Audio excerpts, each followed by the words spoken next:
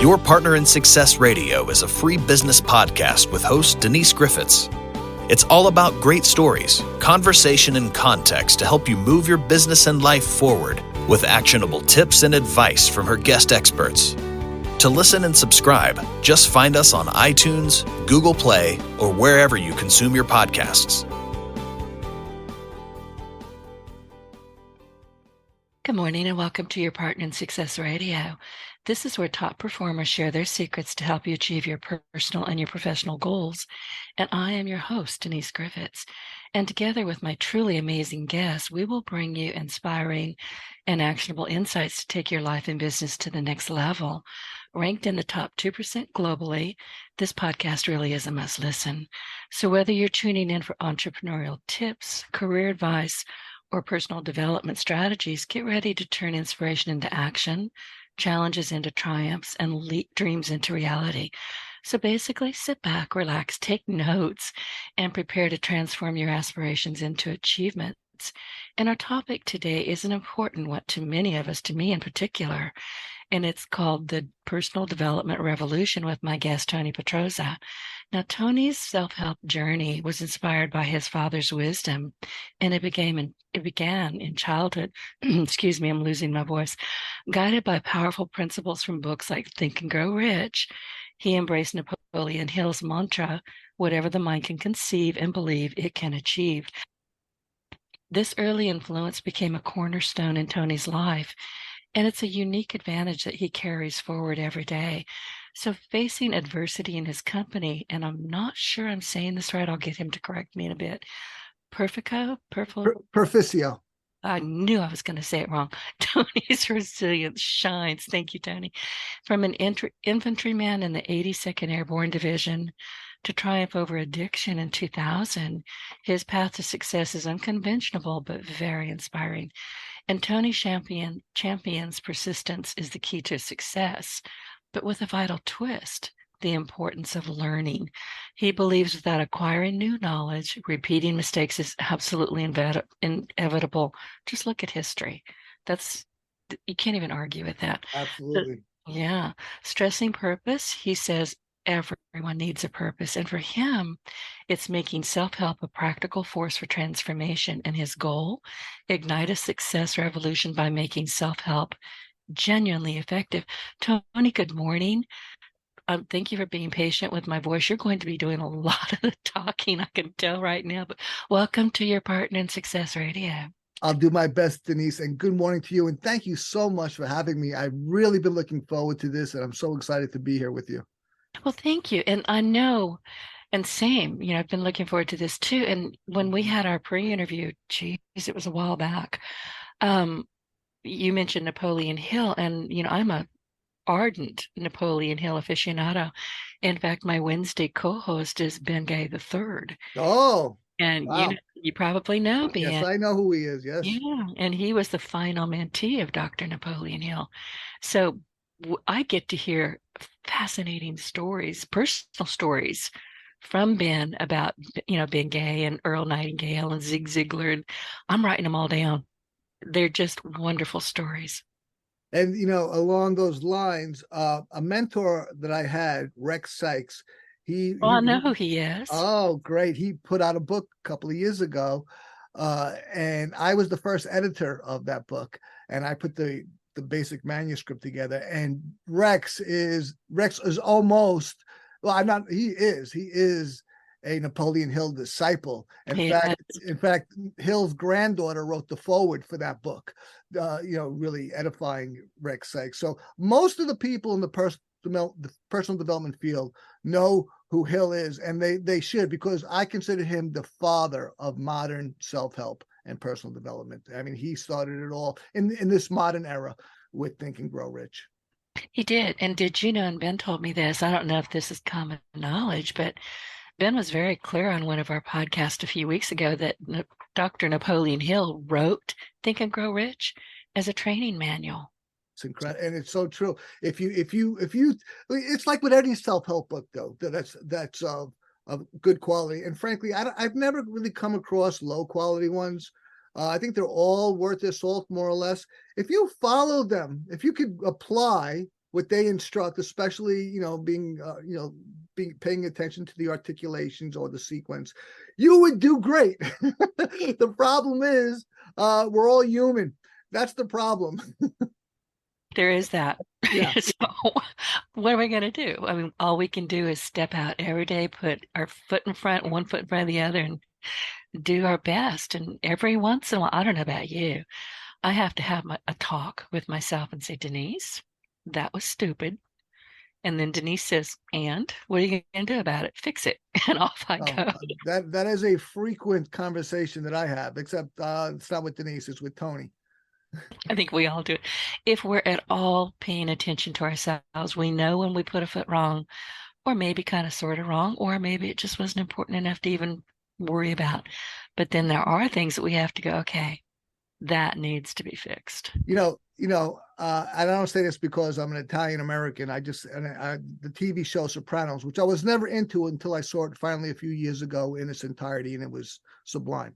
The main character, Tony Soprano, a woman from the old country tells him, Tony, you're your own worst enemy, thinking she's giving him insight. And he quickly retorted, he goes, what kind of BS is that? Everybody is their own worst enemy. And that's absolutely true.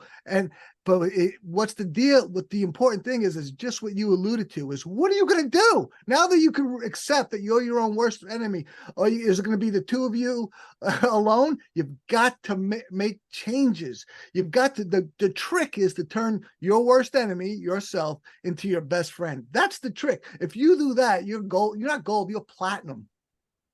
I agree with you. So you can go from aluminum to platinum in short order. Yeah.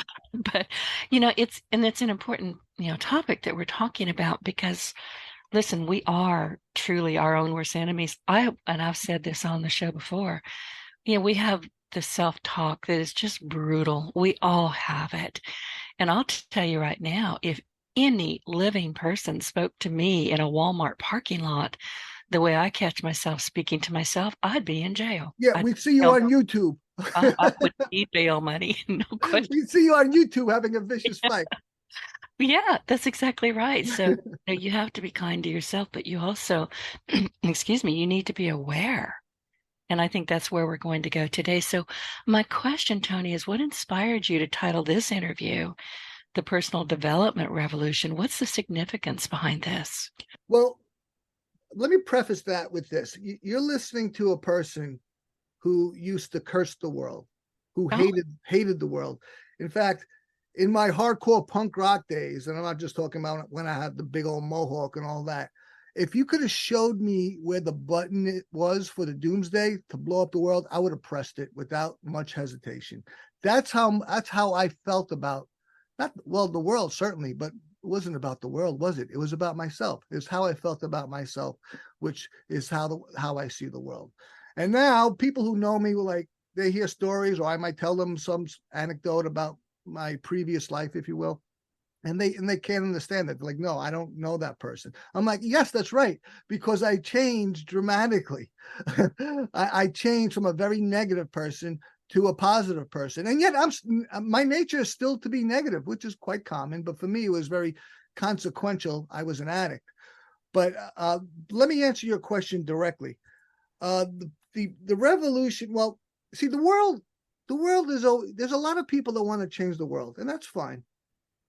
But the reality is that the world is always changing with or without you. It doesn't need you.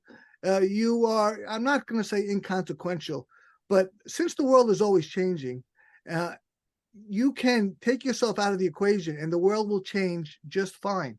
So the thing that you can change and should change and need to change to make the greatest impact on the world is yourself.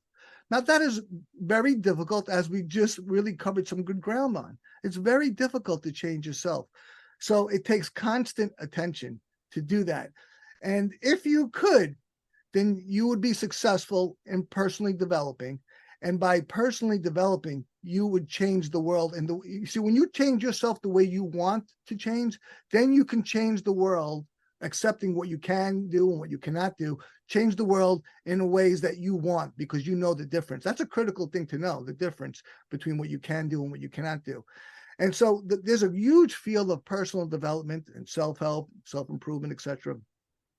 But most people are not into this. And the primary reason is they see that people usually fail at it because it's so difficult. So why even try? But the primary reason for every person, there's a number of reasons why people are not into self-help and personal development. But the primary reason is because they fear to fail. They fear failure. Why should I even read a book on personal development when I know I'm going to fail at implementing it or pursuing my goals or becoming who I want to be? So don't even try. So whatever the reason is, a person without personally developing in the ways that they want, see, you're going to change just like the world changes with or without you. You're going to change even without your consent. But the only question is it the way that you want or the way that the world wants or the world pushes you? Well, the world will always push you, but you will also always make your decisions, even if they are bad decisions, right? And those two things will shape how you become. But unless you can get over whatever problems or hurdles, then the world will win, if you will. So you're listening to a person who was sick and tired of being a failure. I mean, that was who I was. I was a failure. I was a loser. And not just that I can go into my addiction, but in life, I basically didn't get what I want. You remember the song from the 70s? Have you heard about the lonely loser? Whenever I heard that song, I was like, that song's to me. That's what I thought of myself. I thought of myself as a loser. And indeed, a key thing one of the many things I did to overcome my addiction was to stop thinking of myself as a loser and start thinking and acting like a winner. But in the field of personal development and just the description of personal development, there are huge obstacles in the way. So and since I got into the field of coaching, and when I made my business plan, I also said, well, what about this this massive failure that I consider myself as one of, and that I know that really inflicts the world. I wanted to change that. So I studied self-help, and I saw the problems in it, and I solved them, and I formed a company, and my company is going to usher in a self-help a success revolution, because we made a device that doesn't allow people to fail and allows them to be personally develop in the way that they want, overcoming those problems, those natural problems, which we can get into if you'd like, or pervasive and recurring problems of self-help. The key to self-help, the key to personally developing, the key to success is very simple. You mentioned it at the beginning when you read my bio, is you must persist. Nothing is over until you quit terminally. Nothing. Your entire life, my entire life, is one giant process, and there are, perhaps countless processes within it, but it's all process. So you're in the process. I'm in the process until the shoveling the dirt on me. So I just have to keep at it, right? And as long as I keep at it, then I have a chance of succeeding or winning. But the other thing is, as you also mentioned, is that I must learn. And if I don't learn, then I'm just going to keep repeating the same mistakes and getting the same results. I have to learn. The intelligent person is not necessarily someone with a high IQ. It's someone who learns his or her lessons. And it's very simple to identify your lessons. What are the actions or inactions that I have had in my life that have caused me regret or suffering? Great. What are those things? It's always the inaction, when I don't take action. That's more common. That's far going more to common. be where I'm the most regretful. That's far more common. In fact, they've done a number of polls on this, and they've asked elderly people, what was their most common regret? Well, what were their regrets? And by far and away, the number one regret was failing to act on opportunities in their life. inaction. That was by far and away the most common regret. And that makes a lot of sense. Now, Tony, you're no stranger to hardship, and I can't remember now. I'm listening so intently that if I even mentioned this in the introduction, but you were an infantryman, I think I did, in the Army's famous 82nd Airborne Division. Yes, I've been through a lot of things. I'm 58 years old. I've been around a bit, and I've really transformed my life. But that was probably the greatest experience of my life. It was just turning from a boy into a man. Not just age-wise, but for the responsibilities that I was given and took. Dealing when you're, especially in a combat unit, you're responsible for the life of your team and the people you support, and so you've got to take it very seriously. In fact, when people ask me my advice about going into the military, I only ever have one piece of advice for them, and that is pay attention. Pay attention, pay attention, pay attention. That's the one piece of advice, and you could use it in your regular civilian life. Pay attention. What's going on, around me, but what's going on within me? That's a critical thing to pay attention to as well. But that time in the 82nd Airborne, I have to also admit that I also became an alcoholic, but I'm not blaming the Army for that. So, during downtime, drinking is often a very common activity. I became an alcoholic in the Army, and the Army was the first. They sent me to AA, and I was in my first AA meeting, and I heard, "I'm Joe, and I'm an alcoholic." And I said, "I'm Tony. Screw you." Wow. So I wasn't quite ready at that time. But that situation the biggest thing that the military teaches you is to be disciplined. You must see in the civilian world, you make the best decisions for yourself. And you strive to act on them. In the military, the Army will tell you what the decision is, and you go about it. And the only time you can disregard it is when it's an unlawful order.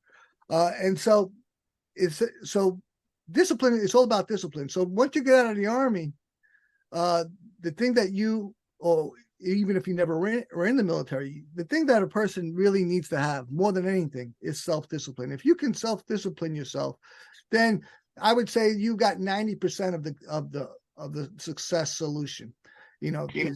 Tony, don't you find that self-discipline is probably one of the most difficult things for most people? It is. Listen, I like to think I have good, strong self-discipline, and then I smack myself on the hand and say, "Quit lying to yourself." Yeah. I'm really good at procrastination. That's where my true self is. That is it. Procrastinate like nobody's business. Absolutely. My worst flaws is that I'm lazy, right? Which is a deadly sin, right? The sin of sloth. And distraction. Distraction is like practically universal, especially in this age where everybody's making more and more things to distract you. Right? So those are, for me, those are the two things that I need to overcome, and I'm doing my best with them.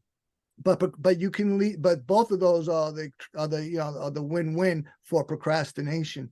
There are a number of reasons why people procrastinate, and I don't even need to get into that pathology. But the important thing is that you can procrastinate, and in some self-help geniuses, I say that a bit facetiously, will say procrastinate on procrastination. Okay, that's a clever thing to say. Well, what good does it do me? You can procrastinate, that's fine, but as long as you don't procrastinate too much, you'll be all right. But there's no in pursuing success and in any achievement, a sufficient amount of action is required. And there's no getting around that. There's just no way to get around it. Any self-help book that promises you, like, for example, the law of attraction was very popular like 25 years ago, which I think is a real law, but it's been greatly distorted. You can't merely attract what you want just by wishing, dreaming about it, and thinking about it. Those are great things. Vision boards. Vision boards, great. But you can do all that stuff. But without the sufficient action, you ain't going to have crap. You're not going to, even if what you do, you make progress, it'll be insufficient unless the action is sufficient. Now, if you can become put a more than sufficient, wow, now you're doing a lot better. And if you can become consistent, well, forget it. Now you're cooking with gas. Now you're unstoppable. So actually, there's no getting around it. You'll hear a lot of stuff like in NLP. I'm an NLP practitioner, neuro linguistic programming, which is a great model of communication. So much hype in it. That's all it is. Either it doesn't matter who you are, what your philosophy is, what your credentials are. You either, Yoda said it in Star Wars in the 1970s. You either do or not do, and that's it. It doesn't matter what you know. You do or you not do. Everything else is BS.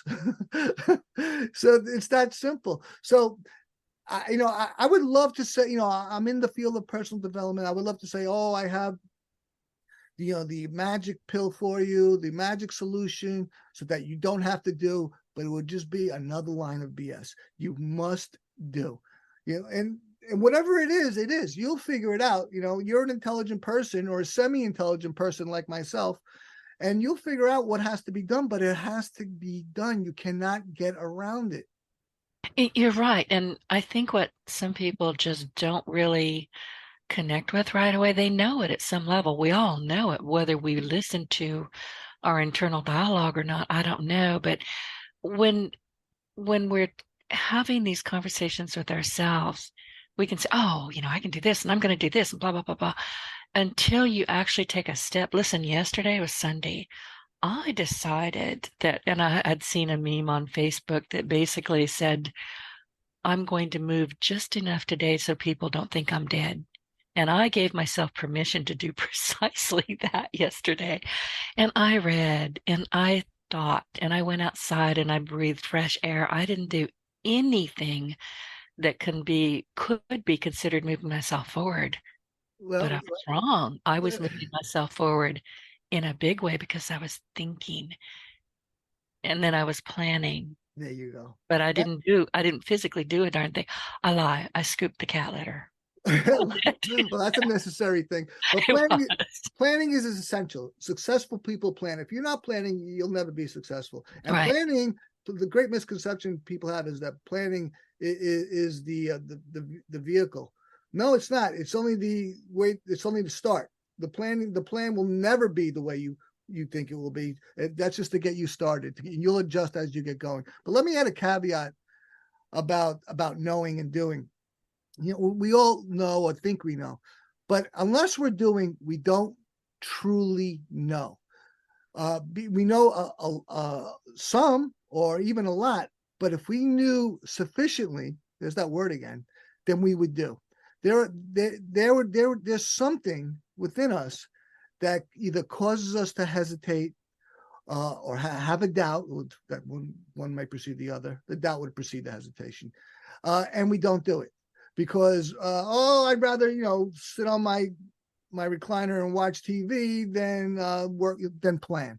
Because why? Maybe because what I plan, it'll be another exhausting monotony of more exhausting things that I don't want to do. So when you truly know, you won't procrastinate. And I say this for myself. When I truly know, that's when I kick ass. That's when I make things happen. But when I have some doubt or have some confusion or some lack of clarity, then I don't act nearly as well as when I do have that clarity. Same here. And going back to procrastination, sometimes, and I have found this, I bet you have as well. Oftentimes when I have procrastinated something, you just covered it.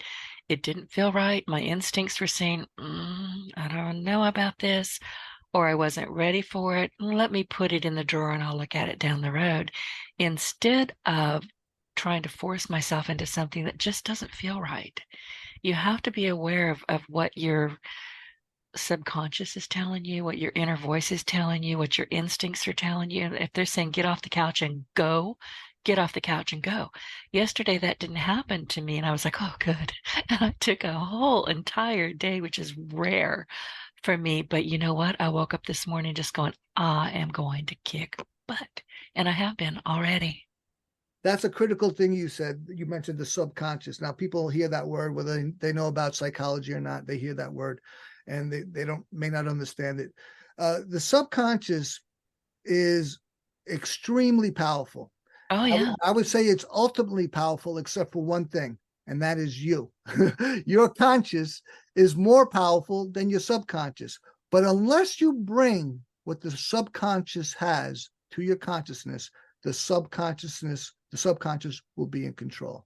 I Well, like to. I'm sorry, have to interrupt or I'll forget about it. But you know how I handle my subconscious? I don't sleep well. I never have. I'm not, I'm not an insomniac. I just don't sleep often. I sleep when I need to. It may be for 2 hours, 3 hours. Anything beyond that, and I'm groggy. If I sleep more than 3 hours in a row, I'm probably sick. There's something Wow. wrong with me. But I'm always thinking, I may be up at 3 o'clock in the morning making gumbo. It has been known to happen. But here's what I do. When I'm going to go to sleep for the, actually go to sleep at night, and it may be 11, it may be 1 in the morning. I don't have a time. And I can tell that I'm actually going to go to sleep. And this is very important. And I've done this for as long as I can recall. But, I'll lay down, close my eyes, and internally I'm looking up at the ceiling. I'm looking up way above my head. And I'm, saying my prayers. I'm saying thank you. Gratitude has a lot to do with my prayers and the conversations that I have with myself and other people.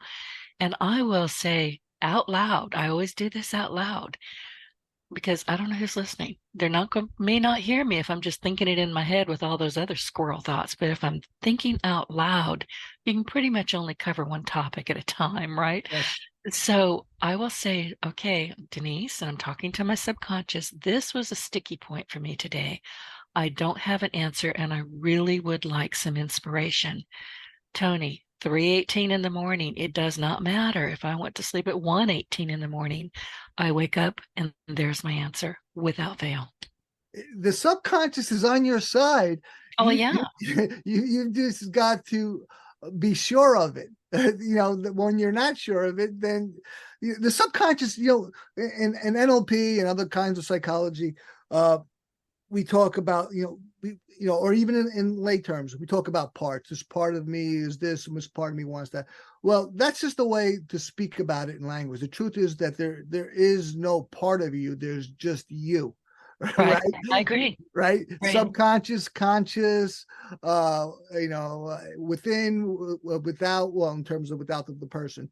But we use language to talk. We might use the word parts or subconscious. But the trick is to be aligned with your values, with what you want and what you do. When you do that, you're unstoppable. You feel great, and you'll procrastinate less and less. And as long as you can have more and more clarity, you'll become a dynamo. I'm not speaking as some sort of expert or master achiever. I'm just the guy striving to get along and make his goals happen. Well, Tony, let's go back to your early history because, you were in the Army. You became an alcoholic, and now you're doing what you do. Was there any particular moment where you just said, Tony, I've had enough of this shit? What did you do? What happened? Yeah, I've had many of those. But in terms of recovering from my alcoholism, my addiction, I was living out in the West Coast, and my then fiance showed me a video. I had a 3-day blackout, and she showed me a video of me. I thought I was the coolest guy, at the party. Showed me a video of me not crawling on the floor, not even be able to get on the floor, and it was pathetic. So pathetic that I actually spit at the screen of the TV with the video. And then they showed me the bullet holes in the wall from a gun that I shot, and then I said, okay, I'm finally going to go into AA of my own volition. And that was just the beginning of my journey, my struggle for addiction and alcoholism recovery, because it took me 8 years to finally get it. And I would love to tell you that I simply chose it like a good Buddhist. I chose to finally get it. No, addiction is a maladaptation. It's not just a mere, description of some psychological aspects of a person. It's a maladaptation. A person has some askew, some skew view of the world that they think that they need to use something to get to survive, to exist. So for me, at the end of that 8 years, I got the news that my sister was killed by a drunk driver the night before, and that she was my favorite person in the world. And when I heard the news, a best friend of mine told me the news at a lunch. He said, he called me up and said, let's meet for lunch. He was crying. He was so distraught, and he wouldn't tell me why. And we met, and he continued that. And then he drove me over to, this is in Staten Island, New York. He drove me over to the Alice Austin house afterwards, which is right in the shore. And where rocks has a rocky shore, and we used to party there. When I say party, I mean do cocaine a lot. And then he told me the news that my sister was killed, and I dropped to the rocks because I had no energy to stand up. I didn't faint, but I was just completely depleted. And he's crying. He said, "What can I do for you?" And that's when my moment arrived. I said, get me to a meeting. And I was talking about an AA meeting or NA meeting, because that was my bottom, as they say in the rooms or in addiction, because an addict needs a psychic phenomena to break this maladaptation, because it's so ingrained in our brain, in our thinking, our minds, that we can't think in a way that's not maladapted. So with this psychic trauma, which had nothing to do with me, a lot of times people, do something and it causes their bottom. For me, it was nothing but listening. And, but it was so traumatic for me that I was able to break through that thinking and say, get me to a meeting. And that's the day I surrendered. That's the term we use. Now, surrender doesn't mean that you've lost in an inverse metaphor. It means you won, because that's when I talked about being a loser. I stopped being a loser and started becoming a winner. I stopped hating the world. You could hear it in my voice, Denise. I'm a therapist now talking about it. I stopped hating myself and hating the world, and started to change that. Okay. And ever since I surrendered, and that was in 2000, I never looked back. I've been successful in addiction recovery. And it's because I finally, basically, to paraphrase, is that I don't have this. I said to myself in the world, I don't have the answers. I used to think I had the answers. I was full of shit. Okay. I didn't know anything. Laughing because been there, done it, will do it again. and so a critical thing in my recovery, and I've always been a controversial person in the rooms of Alcoholics Anonymous and Narcotics Anonymous, and I speak about it now because I don't consider myself an active member. I'm not that I wouldn't go to a meeting, but I'm not an active member, and they are anonymous programs, so I can speak about it now. Abiding by their bylaws, which is to stay anonymous.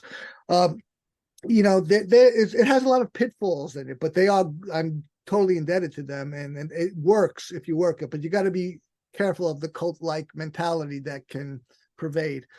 But it's a very effective program. But at the beginning, I realized that at the core of my addiction was that I was living my life knowing that I was wasting my potential. And I don't say that in any narcissistic way. Every single person has incredible potential, but unless they act on it, that's all it will remain.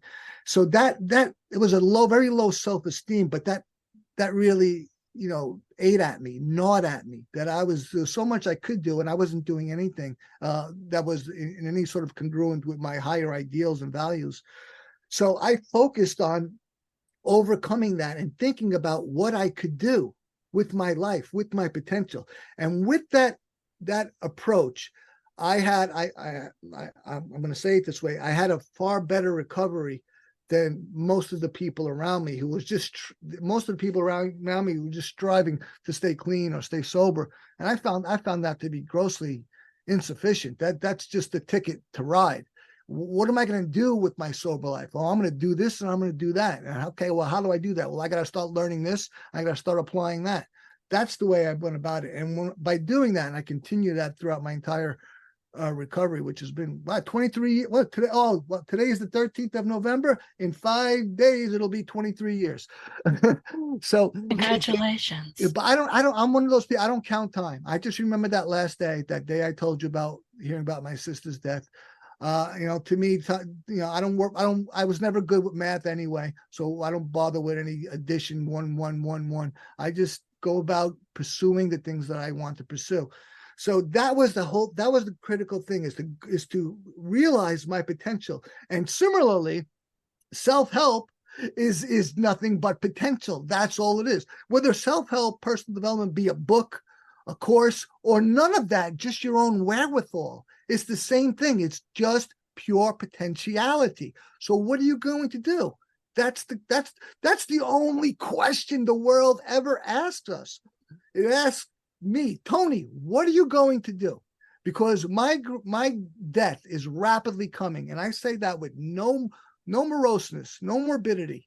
That's the reality. That's the truth, and everyone must accept that, and not in a way, not to be morbid, but to realize that that's the perfection that God has given us. And I say that in the most non-religious way possible. If you don't like the word God, then the universe, the world. You're going to die. Everyone you love is going to die. Every single thing that's alive is going to die. Again, no morbidity. That's just the perfection of it.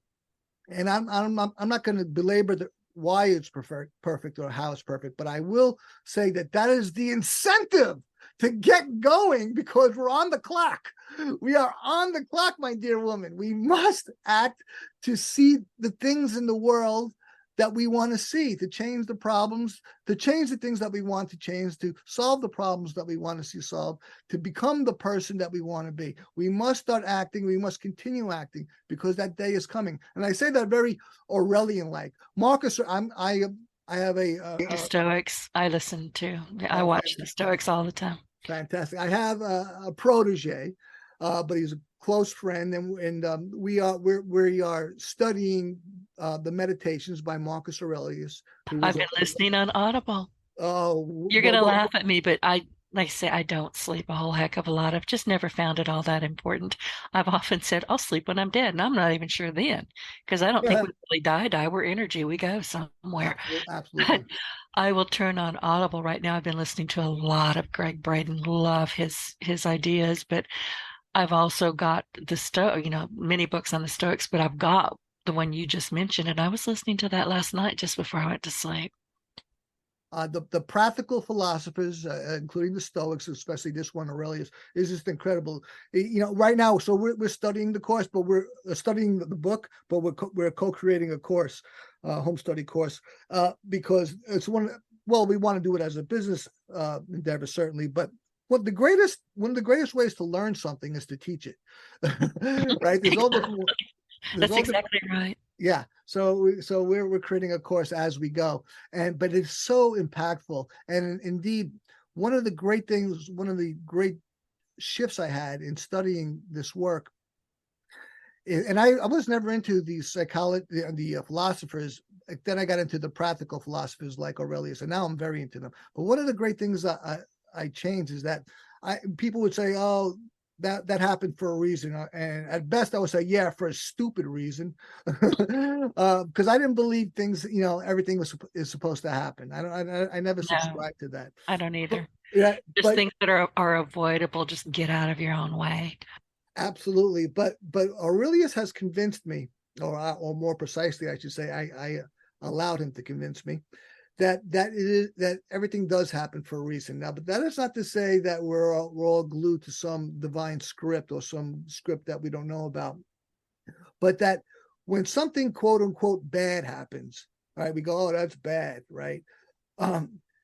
There is something greater in the future that can happen, that I can make happen, or can happen with that bad event, using that word, as part either in catalyst or in some cause and effect process. And I have found that to be more and more to be true. And if it's nothing more than learning, then that's fantastic, because that's what we have to do. We have to learn in life. We've been learning since day one, since we came out the womb, and we should always be learning since till the day we go in the dirt. And if you continue to learn, then you will increase your success intrinsically, because and learning implies that you're not repeating errors and mistakes. And if you the less errors that you make, well, you should always make errors, in pursuit, some ambition, because that's, you'll learn, okay, that doesn't work, so let me do something else. Let me make some adjustments, some refinement. But if you continue to make the same mistakes over, that's the apex. You're not going to get any further than that until you do something different, so you can get something different. And you're going to be chronically upset with yourself. Absolutely. You know what I'm hearing, Tony? You've got a lot of passion, and I really appreciate that and enjoy it. And I wrote this down because what I'm learning from you and I'm hearing from you as you speak is that you went from basically loathing yourself to that's true. Intense curiosity. Yes. That's a big journey. That's absolutely true. I'm very curious about the human condition. And the critical thing that I had to learn was to accept my condition. See, that's a problem a lot of people have. They don't accept it. Matter of fact, I would posit that the greatest problem of the world, when I mean that people that populate it, is that we don't accept things. And because when we don't accept things, we can't change it. And the old adage is what we resist persists is a cliche, but it's true. Most cliches are true. We're just tired of hearing them, right? So if you accept something, you can change it. When I first began my addiction recovery, they talked about acceptance, and indeed, I realized that all 12 steps, the 12-step programs, are about acceptance. The first step is acceptance 101. The 12th step is acceptance 1201. And the more you accept, the better you can operate. And initially, or in the earlier years, I thought that acceptance meant that, okay, you say this is what reality is, but that doesn't mean I have to like it. I can dislike it. I found that was only being halfway there. True acceptance, I have found, is being neutral about something. Not even if you dislike it, then you've had an emotional attachment to it, and that gets in the way. The position that you should go for is neutrality. That doesn't mean you condone it. No. That means you accept it. It exists as it does. And if you want to make a change, great, you make the change. But you don't have a position of like or dislike. You observe it and realize that it exists. And when you have that position, boy, you can kick ass. Then you can really change things. Then you can go about now not just pursuing the things that you want to, but accomplishing them. Because you now remember that you're your own worst enemy. You are out of your own way. Now you're emotional. You were all emotional creatures. There's nothing you can ever do to escape that. Now you get your emotions out of the way. I agree with you. I'll come across something, and listen, I don't watch the news. I hate the news. I always have. I distrust anybody from government, and I distrust anybody from legacy media. I concur. I totally Not concur. a one of them is going to step foot across my door. Just not going to happen. But here's the thing. I'll come across something, and it'll just start to bug me a bit. And I'll stop and say, well, number one, is this true? Is it really true? Yep. The second thing is, can I do anything at all to change it? And the answer is almost always no. So off it goes. I just flick it away. In the Deep South, we do what we call a pishne. Somebody comes behind you and they flick your ear with their finger and that's a pishne. So I went mentally pishne myself, and I'm done. I like that word. I like that word, pishne. I like that. Thank you. Yeah. But listen, I wanted to, and we're talking about therapy versus coaching. And I had a coach many, many years ago because, listen, I'm a highly committed introvert. I'm rarely around humans because I'm only good for about 59 3/4 minutes. And I know this about myself. I'm not shy. I just need to be in my own head. And I I'm the found same way, Denise. I'm the same way. A lot of people think I'm an extrovert. No, I'm actually an introvert. I in just, here. when I'm in a social situation, there's me. So am I going to shriek to a corner? No, I'm going to be me. But I like to be by myself. I need to be by myself. My Oh, I girlfriend, can do. my Yeah. girlfriend has issues with that, but I need to be by myself. Not all the time. I wouldn't be much of a relationship with a romantic relationship if that was the case. But I need that. I need that. And what I have learned by being an introvert and finally, giving up and saying, listen, you can't hire me. The God's honest truth is I am unemployable. I don't play well with others. I run with scissors. And if you want coffee, you can get it your own damn self. I'm not going to do it. So there's that. And I need to be off in my own head. I've always been this way. And I finally just said, be you, do you. But there are so many times when you need other voices. And I figured this out early on in my career. And I hired a female coach, and I can't remember her name now. It was so long ago, but she was listening to me. I was probably venting about something or complaining, just wasn't going my way. And she just very quietly, after I ran out of steam, she said, Denise, what are you tolerating? You talk about rock me back on my heels, because I had a whole list of things I was tolerating.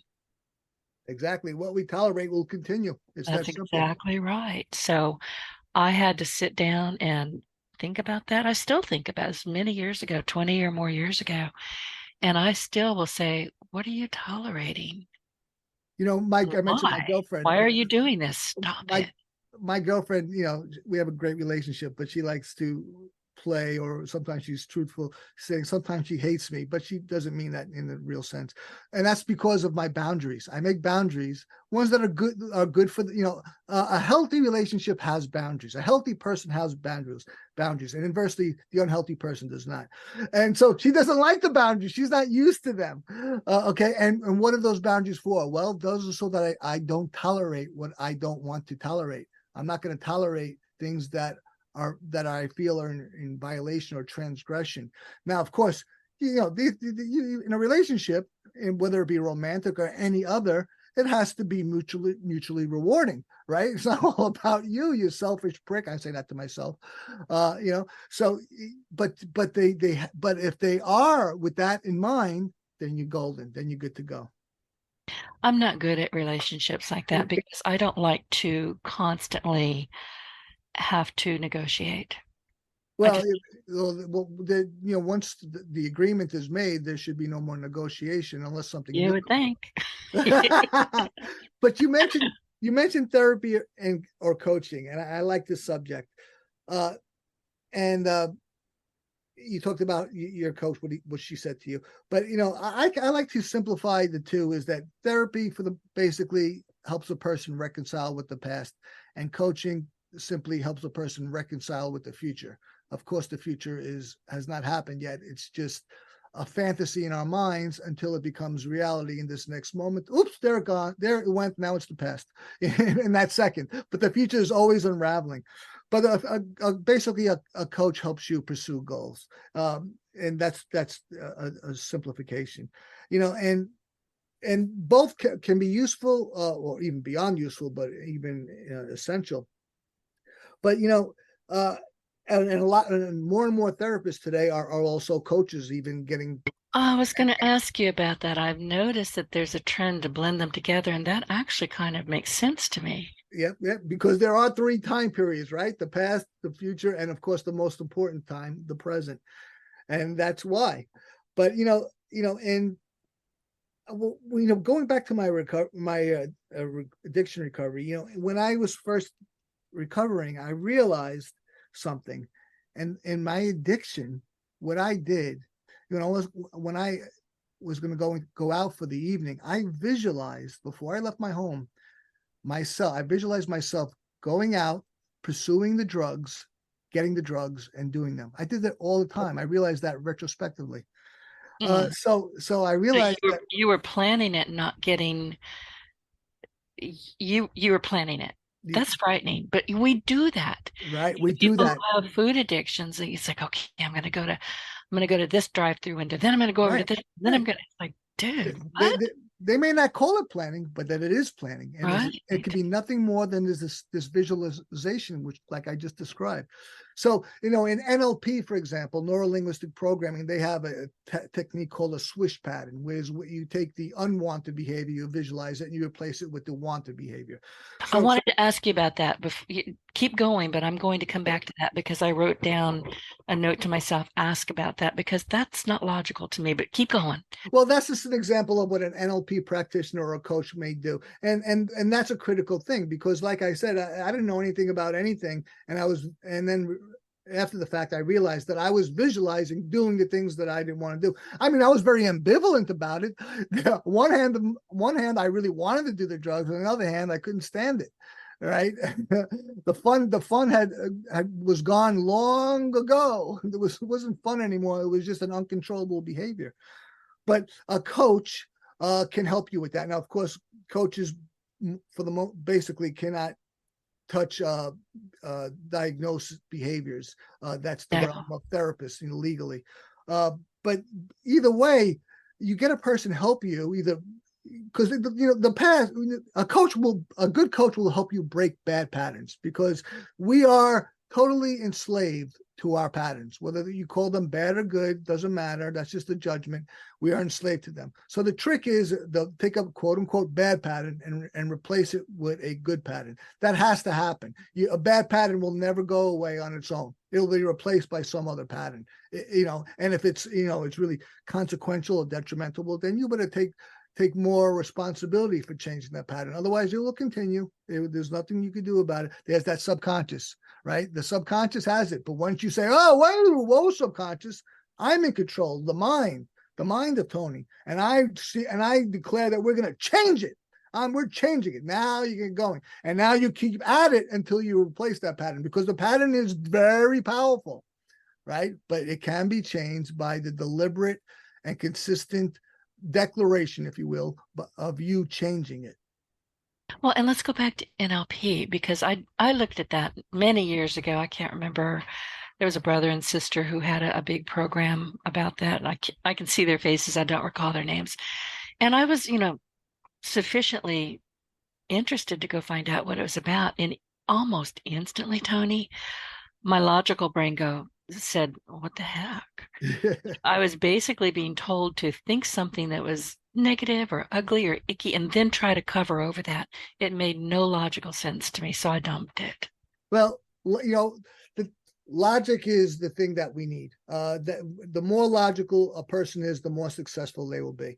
It's that simple. And in this age of massive disinformation, find the thing that makes the most sense, that is most probably the truth, and go for the truth. Always pursue the truth. And then, as Vaclav said, seek the company of those who pursue the truth and flee from those who have found it. Okay, always pursue the truth. But when I was an actor, and I plan on getting back into it. I was a professional actor, and I was in a very acclaimed acting school in Manhattan. And George Morrison was the teacher, and he became my mentor. And George Morrison was the guy behind Gene Hackman, Dustin Hoffman. So this guy, he had some cred, and he became my mentor. And he, by the way, he was the guy who introduced me to NLP. He used it in his acting. That's how how versatile it can be. But for the first few months of the school, we spent most of the time on the floor. I'm like, what kind of school is this? Which is illogical, right? But that was the prep. That was the prep to break down the what we're familiar with, so that we can open ourselves to things that are completely unfamiliar. And in doing that, he did become my mentor. I was like, wow, this became more and more logical to me. So it's we definitely have to be very leery of illogical things, but illogical thing may just be a doorway to something that's far more logical to us. I'm going to pretend like I understood that. I didn't. We'll play it back. Maybe I made sense. I will play it back because I looked at it and I thought, okay, this is fascinating. until it wasn't, because I fight with my NAS system. She is not the boss of me. So you can imagine what was going on in my head when I was being told, all right, you have to, pave this, put this down. This was ugly. You didn't like it. What happened? And then instantly switch over and go, no, no, no, no, we're going to do something different. And my logical voice said, uh-uh. So there you have it. Well, But it's the study of human excellence. Let me give you a quick example, Denise. One of the precepts of NLP says that the feedback that you get is the meaning of the communication that you've given. So if a person says, I don't like you, Tony, all right, and that's not what you told him or her, if you take responsibility for that and say, all right, I want this person to like me in this context. Let me change what I'm communicating to that person so that he or she says, I like you, Tony. Then you have got the outcome that you wanted. See, it doesn't seem logical. I told the person that this is that. It's completely right and truthful. But, but by making yourself flexible and adaptable, you can get the outcome you want. I'm going to come back and listen to this, and then I'll probably be calling you going, I still don't get it, but we'll see. Some things work for me and some things don't. And I know, what's going to have me going, that feels itchy. And NLP did feel itchy to me. We are just about out. And I know a lot of people who absolutely swear by it. So don't listen to me. It just didn't work for me, is what I'm saying. That's fine. I'm one of those cranky people, so it's just not going to do it. But anyway, I wanted to ask you, impact. How do you measure the impact of your work? And what, if any, milestones have left a really lasting impression on you? Well, to measure the impact of my work, well, there's various scopes, right? There and goals and sub goals. So to have an ultimate goals or larger size goals are a great thing to have, but they're all going to be preceded by goals that are more attainable. So I would say, right, for example, right now we've soft launched my app Perficio, which is the solution for self-help. It solves the problems of self-help. We've not done the official launch because we're still getting technical glitches out of it, some hiccups. So while I'm successful in the soft launch, I haven't been successful in the full launch. But and then will come what my real goal is, which is, well, my goal after that is to do the upgrade so that we have a catalog and have any self-help course. Okay, they don't have that. Then what's the goal behind that? Well, the goal behind that is have the greatest collection of self-help courses in the world. Great. And what's behind that, or above that, meta that I should say? Well, that as I want to transform self-help, I want to create the success revolution. So the key is to make momentum goals. One goal that is essential as a precedent to the one that follows. That you do that, and you'll be juiced. You'll be moving. You'll achieve one thing after another. You pursue not the ultimate goal, the one that's subsequent, and that leads you to your ultimate goal. To measure the impact, I'll use Earl Nightingale's definition of success. Success is the progressive realization towards a worthwhile goal. If you're doing that, you're successful. Now, the word progressive is critical, so you can't be intermittent. It has to be progressive. That means you're learning your lessons, right? You're not repeating them. I just wrote that down, momentum goals. That's a brilliant term. That's it. And you mentioned Earl Nightingale. My friend Ben Gay III was very good friends with Earl Nightingale, and he used to say that, Ben used to say of Earl that he could say anything in the voice of God. He could. His voice was was magical. I was mesmerized. Yep, everybody was. And Ben said something to me a few weeks ago that it boggled my mind then, and still he said, Earl Nightingale, for as famous as he is now, was not as famous during his life as he is now, of course, kind of like, Dr. Napoleon Hill. But he said, Denise, do you understand that right now, today, we are reaching more people with one single 60-minute podcast than Earl ever reached? Wow. I know. It's an incredible age we live in. I had to sit down with that for a while, and I'm still not sure I buy it, but he said it, so it must be true. But it does make sense. I mean, we can meet so many people, and connect with This so many internet people. age is just incredible. It It's is amazing. Don't abuse it, though. Listen, absolutely. we are just about running out of time. So, one of the things that I wanted to ask you is, and we talked about this just a little bit about comfort zone. So, how do you distinguish between healthy discomfort? Kind of like I did with NLP. I'm going to try it again, though. I'm not going to give up on it. Now that we've had this talk, I'm going to give it another shot. But how do you distinguish between healthy Well, discomfort great that leads question. to growth and I'm- situations that may be detrimental to your well-being? It's a great question. First of all, there is no growth without discomfort. If you're not uncomfortable, you're not growing, period. All right. Now, to distinguish the two, very simple.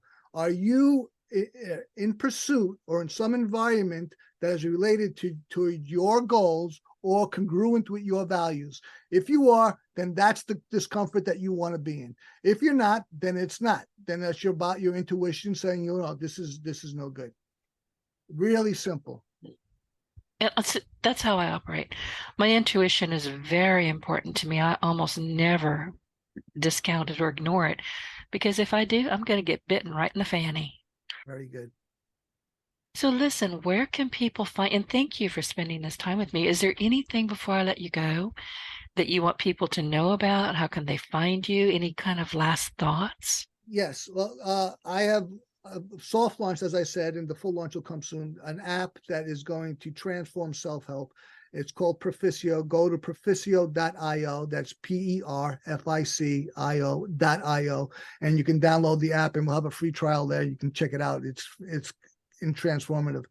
And I would appreciate if you went there, and we have all sorts of promotions. We can give you all sorts of bargains. But I want to say something about this conversation. This has been the most wonderful organic conversation. We had some points that we had written before here, and we hardly touched on them because that conversation was so wonderful and organic, and I love it. It's been fantastic, and I thank you so much for it, Denise. It's really been great. Thank you for saying that. And like I told you during the pre-interview and in our virtual green room, it's a conversation. It's going to go wherever it's going to go. I do have questions. You sent me some and I had some of my own, but sometimes I'm going to ask them and sometimes I'm not. Sometimes they're just not needed. You've already answered them during the conversation. I had a great time. So that's one check mark. And I know that we have, in our discourse, provided a lot of great value to people because there's a lot of applicable things that we spoke about. So I think that this is a win-win-win. Thank you very much. Oh, my pleasure. I'm so glad you were here with me today. And for our audience, are you on LinkedIn? How do you want people to connect directly with you? I don't even know my socials offhand. Just you can go to Perficio and contact me, perficio.io.